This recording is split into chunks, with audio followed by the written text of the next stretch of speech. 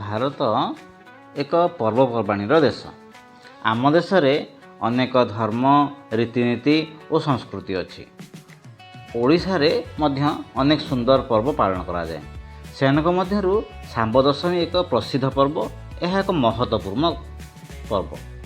ଏହି ପର୍ବଟି ମୁଖ୍ୟତଃ ମାଆ ମାନେ ନିଜ ପୁଅମାନଙ୍କର ଭଲ ସ୍ୱାସ୍ଥ୍ୟ ଓ ଦୀର୍ଘ ଆୟୁଷ ପାଇଁ ପାଳନ କରନ୍ତି। ତେଣୁ ଆମେ ଜାଣିବା ଶାମ୍ବ ଦଶମୀ କ'ଣ? ଶାମ୍ବ ଦଶମୀ ହେଉଛି ପୁଷ ମାସର ଶୁକ୍ଳ ପକ୍ଷର ଦଶମୀ ତିଥିରେ ପାଳନ ହେଉଥିବା ଏକ ଓଡ଼ିଆ ପର୍ବ। ଏହି ଦିନ ଲୋକମାନେ ସୂର୍ଯ୍ୟ ଦେବତାଙ୍କୁ ପୂଜା କରନ୍ତି।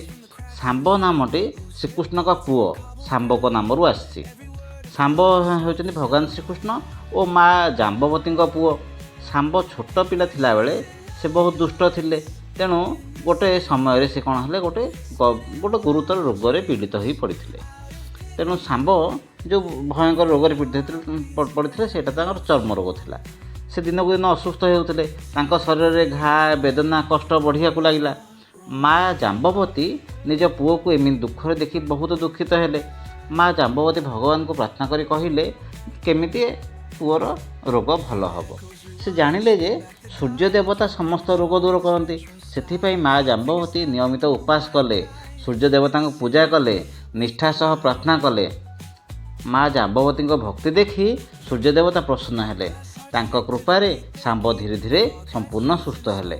ଶାମ୍ବକ ରୋଗ ଭଲ ହେବାର ଦିନଟି ଥିଲା ଦଶମୀ ତିଥି। ତେଣୁ ସେହି ଦିନଟାକୁ ଆମେ ଶାମ୍ବ ଦଶମୀ ଭାବରେ ପାଳନ କରୁ। ଶାମ୍ବ ଦଶମୀ ଯେଉଁ ପାଳନ କରାଯାଏ ତା'ର ମୁଖ୍ୟ କାରଣ ହେଉଛି ପୁଅମାନଙ୍କର ଭଲ ସ୍ୱାସ୍ଥ୍ୟ ପାଇଁ। ମାଆ ମାନେ ନିଜ ପୁଅମାନଙ୍କର ରୋଗ ଦୂର କରିବା ପାଇଁ ତାଙ୍କର ଭଲ ସ୍ୱାସ୍ଥ୍ୟ ପାଇଁ ପାଳନ କରନ୍ତି। ମାଆ ମାନେ ଚାହାନ୍ତି ଯେ ତାଙ୍କ ପୁଅମାନେ କେମିତି ଦୀର୍ଘ ସମୟ ପର୍ଯ୍ୟନ୍ତ ସୁସ୍ଥ ଆଉ ସୁଖୀ ରୁହନ୍ତୁ। ପୁଅମାନଙ୍କର ଦୀର୍ଘ ଆୟୁଷ ପାଇଁ ମଧ୍ୟ ଶାମ୍ବ ଦଶମୀ ମାଆ ମାନେ ପିଲାଙ୍କ ପାଇଁ ପାଳନ କରନ୍ତି। ମାଆ ଓ ପୁଅର ପ୍ରେମ, ଏହି ପର୍ବଟି ମାଆ ଓ ପୁଅ ମଧ୍ୟରେ ଥିବା ଗଭୀର ପ୍ରେମକୁ ଦେଖାଏ। ଆମେ ଶାମ୍ବ ଦଶମୀ କେମିତି ପାଳନ କରିବା? ସକାଳୁ ଉଠିବା, ମାଆ ମାନେ କ'ଣ କରନ୍ତି? ସକାଳୁ ସ୍ନାନ କରନ୍ତି, ନୂଆ ପିନ୍ଧନ୍ତି, ତାପରେ ସୂର୍ଯ୍ୟ ଉଦୟ ହେବା ପରେ ସୂର୍ଯ୍ୟଙ୍କୁ ଜଳ ଦିଅନ୍ତି।